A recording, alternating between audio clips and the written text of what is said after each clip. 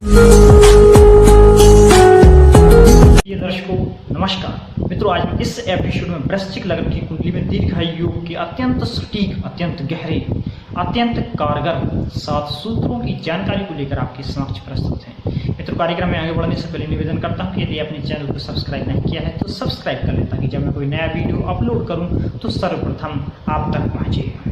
मित्रों, यह एपिसोड, यह कार्यक्रम उन लोगों के लिए तो है ही जो ज्योतिष और कुंडली की जानकारी रखते हैं, साथ ही साथ उन लोगों के लिए विशेष खास रूप से है जो ज्योतिष और कुंडली का ए भी नहीं जानते। वो आज इस एपिसोड, इस कार्यक्रम को देखने के बाद बड़े ही नहीं तो छोटे ज्योतिषी अवश्य बन ही जाएंगे। तो मित्रों, आप अपनी और अपने परिवार के सभी सदस्यों की कुंडली को खोलकर बैठ जाइए और जिसकी वृश्चिक लग्न की कुंडली है उसको अपने समक्ष रख लीजिए। जो सूत्र मैं आपको बताते जा रहा हूँ उन सूत्रों को मिलाते जाइए। यदि सूत्र पाए जाते हैं निस्संदेह वह व्यक्ति दीर्घायु कहलाएगा। उसकी उम्र 64 से 120 वर्ष के बीच होगी।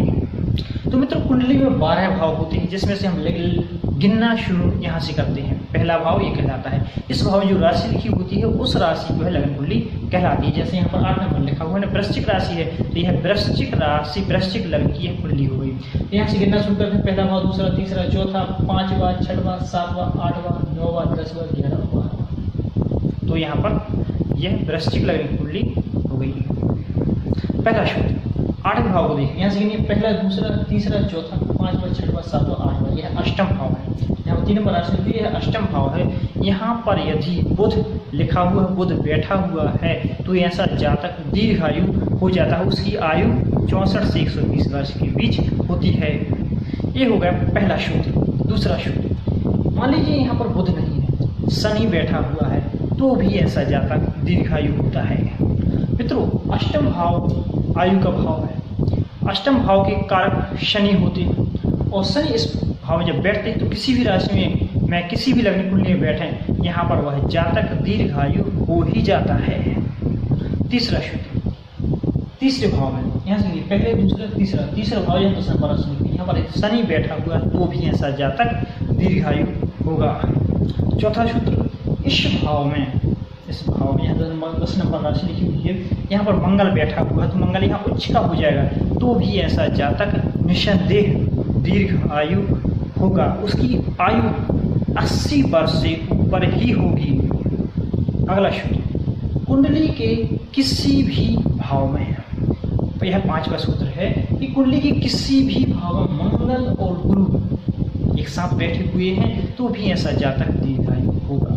यदि यह युति इस भाव बनी हुई है तो निस्संदेह ऐसा जातक 70 पार कर ही जाएगा। नहीं तो यह युति कहीं बनती है तो ऐसे व्यक्ति की उम्र है 64 से 120 वर्ष के बीच ही होगी। 6वां सूत्र, कुंडली के अष्टम भाव में बुध और शनि की युति बनी हुई है तो भी ऐसा जातक निस्संदेह दीर्घायु होता है। 64 से 120 वर्ष के बीच वह जीता है।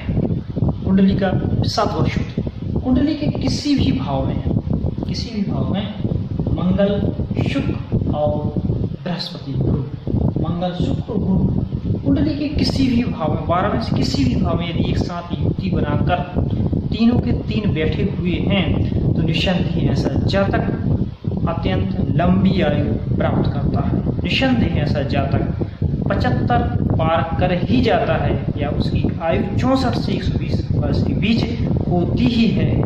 तो मित्रों, ये थे अत्यंत सटीक, अत्यंत कारगर 7 सूत्र दीर्घायु के। यदि इनमें से कोई भी सूत्र यदि आपकी कुंडली में लागू होता है तो निस्संदेह आप दीर्घायु होंगे। आपकी उम्र 64 से 120 वर्ष बीच होगी।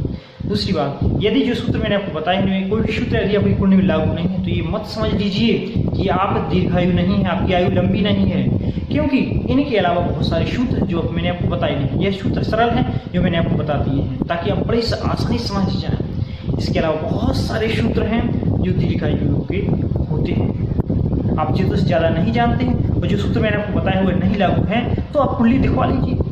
उनके अलावा कोई ना कोई दीर्घायु के बहुत सारे सूत्र में से लागू हो सकता है। जैसे कि इस कुंडली में मंगल लग्न में बैठा हुआ और दशम भाव में सूर्य बैठा हुआ तो भी ऐसा जातक दीर्घायु होता है।